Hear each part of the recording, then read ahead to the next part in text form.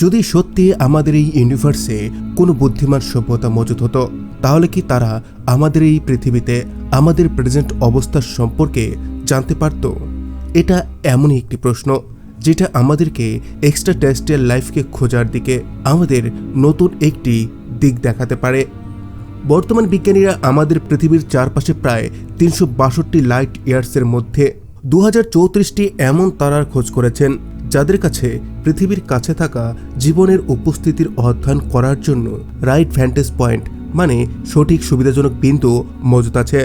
তার মানে তারা ওইখান থেকে এটা চিহ্নিত করতে পারবে ওই গ্রহে যেটা সূর্যের পরিক্রমা করছে ওইখানে জীবন মজুত আছে কিনা। Lisa Kaltenegger, director of the Carl Sagan institute, তিনি বলেছেন এইসব এক্সোপ্ল্যানেটের পয়েন্ট অফ ভিউ থেকে আমরা এখন এলিয়ান হয়ে যাব। গায়া স্পেস অবজারভেটরি ব্যবহার করে মিল্কি গ্যালাক্সির 3D ম্যাপকে ভীষণই সঠিকভাবে তৈরি করেছে, যেটা একটি অনগোয়িং প্রজেক্ট। এই ডেটাকে অধ্যয়ন করে লিসা কার্টনেগার আর তার টিম এটা নির্ধারণ করার প্রচেষ্টা করেন যে কোনো এলিয়ান সিভিলাইজেশন কি আমাদের হিউম্যানের খোঁজ করতে পারবে যে সমস্ত টুলসের ব্যবহার করে আমরা এলিয়ানের খোঁজ করছি।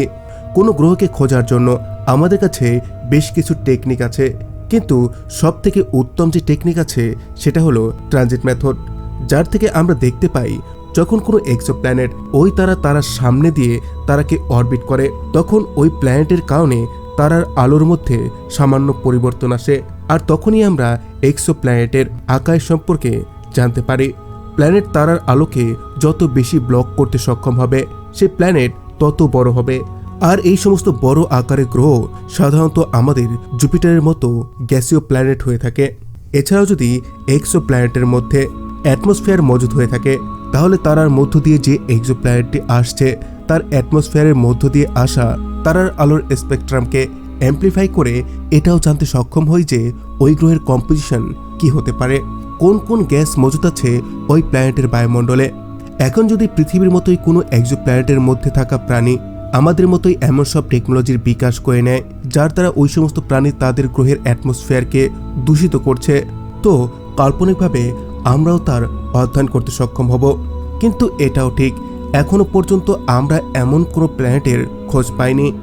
বর্তমানে গায়ার ডেটা লিসা আর তার টিমকে আমাদের পৃথিবীর কাছের এমন সব স্টার সিস্টেমের খোঁজ করতে সাহায্য করেছে যেখানে প্রায় 10,000 বছরের টাইম পিরিয়ডে যদি তারাও আমাদের মতো টেকনিকের ব্যবহার করে তাহলে তারা আমাদের খোঁজার জন্য বা আমাদের জন্য এমন খোঁজ করতে সক্ষম হতে পারে। এই 10,000 বছরের মধ্যে অতীতের 5,000 থেকে ভবিষ্যতের 5,000 বছর পর্যন্ত মজুত আছে। আর এই ভ্যান্টেজ পয়েন্ট বা সুবিধাজনক বিন্দুকে আর্থ ট্রানজিট জোন বলা হয়ে থাকে। তখন তাদের অ্যাঙ্গেল অফ ভিউ থেকে আমাদের পৃথিবী সূর্যের সামনে দিয়ে যাবে, তখন তারা তাদের গ্রহ থেকে এমনটাই দেখবে। এখানে লিসা এমনটাই বলতে চেয়েছেন, আমরা এমনটা জানতে চেয়েছিলাম কোন কোন তারার কাছে ওই সঠিক ভ্যান্টেজ পয়েন্ট আছে পৃথিবীকে দেখার জন্য যখন তাদের ভ্যান্টেজ পয়েন্ট থেকে পৃথিবী সূর্যের আলোকে ব্লক করে সূর্যকে অতিক্রম করবে। কারণ আমাদের এই গতিশীল ব্রহ্মাণ্ডে তারাও মুভ করছে, যার কারণে কিছু সময় এই ভ্যান্টেজ পয়েন্টকে পাওয়া যায়, আবার এই ভ্যান্টেজ পয়েন্টকে আমরা হারিয়ে ফেলি। গায়া থেকে প্রাপ্ত ডেটা আর তার অ্যানালিসিসের অনুসারে গবেষকরা এমনটাই পেয়েছেন প্রায় 1,715টি এমন স্টার সিস্টেম ছিল যাদের কাছে গত 5,000 বছরের এমন একটি সময়কাল ছিল যখন ওই সমস্ত স্টার সিস্টেমের ভ্যান্টেজ পয়েন্ট থেকে আমাদের পৃথিবী ট্রানজিট জোনে ছিল। এর মানে প্রায় 1,715টি তারামণ্ডল এমন মজুদ আছে যে সমস্ত তারামণ্ডলের গ্রহের কাছে গত 5,000 বছরের মধ্যে এমন সুযোগ ছিল যখন তারা আমাদের পৃথিবীর বায়ো সিগনেচারকে ডিটেক্ট করার সাথে সাথে হিউম্যান টেকনোলজিক্যাল সিভিলাইজেশনকেও বিকশিত হতে দেখতে পারত অথবা তার সম্পর্কে ধারণা করতে পারত। এছাড়াও আগামী 5,000 বছরে আরও প্রায় 319টি স্টার সিস্টেম এমন আছে যারা আর্থ ট্রানজিট জোনে এন্টার করতে যাচ্ছে। এর মানে ওই সমস্ত তারামণ্ডলের কাছে সুযোগ হবে ওরা না শুধু পৃথিবীকে ট্রানজিট জোনে এন্টার করতে দেখতে পাবে, সেই সাথে এটাও জানতে পারবে তারার কাছে মজুদ গ্রহতে এলিয়ান মজুদ আছে কিনা। আমেরিকান মিউজিয়াম অফ ন্যাশনাল হিস্ট্রির একজন অ্যাস্ট্রোফিজিসিস্ট জ্যাকি ফার্টে এটাই বলেছেন, গায়া স্পেস অবজারভেটরি আমাদের মিল্কিওয়ের সঠিক ম্যাপকে প্রদান করেছেন, যার কারণে আমরা সময়ের পেছনে এবং ভবিষ্যতে দেখতে পারছি। আর তার সাথে সাথে আমরা এটাও দেখতে পারছি তারা প্রথমে কোথায় মজুদ ছিল আর এখন কোথায় আছে। আর্থ ট্রানজিট জোনে যে সমস্ত স্টার মজুদ আছে বা হবে ওইখানে এমন সিস্টেমও মজুদ আছে যেখানে 7টি পাথরের গ্রহও মজুদ আছে এবং কিছু এমন গ্রহ মজুদ আছে যেগুলো আরও অধিক বেশি হ্যাবিটেবল হতে পারে। এই সমস্ত স্টার সিস্টেমের মধ্যে মজুদ আছে রোজ 128 স্টার সিস্টেম, ট্রাপিস্ট 1 স্টার সিস্টেম আর ট্রি গার্ডেন স্টার সিস্টেম। যদি কথা বলি রস 128 স্টার সিস্টেমের, তো অ্যাস্ট্রোনমাররা এমনটাই মনে করছেন এই তারামণ্ডল প্রায় 2158 বছর ধরে আর্থ ট্রানজিট জোনে ছিল। এর মানে প্রায় 11 লাইট ইয়ার্স দূরের এই তারার চারপাশে মজুদ 128b গ্রহে যদি কোনো বুদ্ধিমান প্রাণী মজুদ হতো তাহলে তাদের কাছে প্রায় গত 1258 বছর পর্যন্ত পৃথিবীকে ট্রানজিট করতে দেখার সুযোগ ছিল। আপনাদের বলে দেই, এই রস 128b গ্রহ তার তারার হ্যাবিটেবল জোনেই মজুদ আছে। এই হ্যাবিটেবল জোনের ইনার এজে প্রায় 40 লাইট ইয়ার্স দূরে মজুদ আছে ট্র্যাপিস্ট 1 স্টার সিস্টেম, যেটা আগামী 1642 বছর পর আর্থ ট্রানজিট জোনে এন্টার করে যাবে এবং প্রায় 2371 বছর পর্যন্ত স্থায়ী হবে।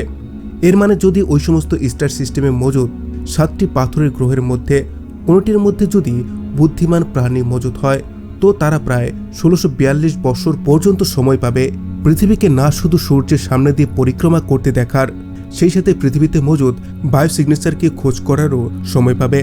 আর এখন আমরা কথা বলবো ট্রি গার্ডেন স্টার সিস্টেমের সম্পর্কে।